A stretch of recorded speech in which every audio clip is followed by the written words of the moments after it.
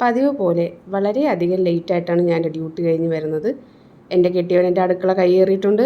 എന്താണ് അതിനകത്ത് നോക്കണ്ടേ? ടൻ. ഇന്ന് വേറെ ഏതോ രീതിയിൽ ആരുടെ ഇൻസ്റ്റാഗ്രാം നോക്കിയിട്ട് ഒരു ചിക്കൻ കറി വെച്ചിട്ടുണ്ട്.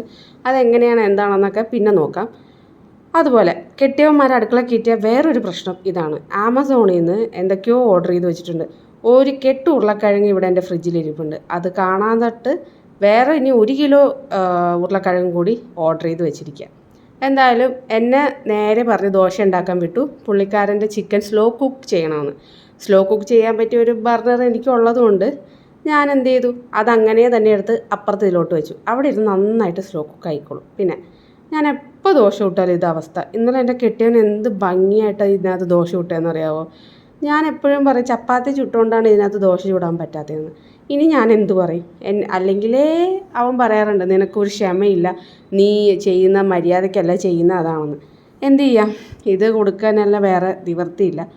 പിന്നെ ഒരു ചായയൊക്കെ ഇട്ട് ഞാൻ നേരെ കഴിക്കാൻ വേണ്ടി പോയി. കുറച്ച് ബ്രെഡ് ബാക്കിയുണ്ടായിരുന്നു, ഇന്നലെ മെനഞ്ഞാന്നത്തെ 2 ദിവസം മുമ്പ് വാങ്ങിച്ച ബ്രെഡാണ്.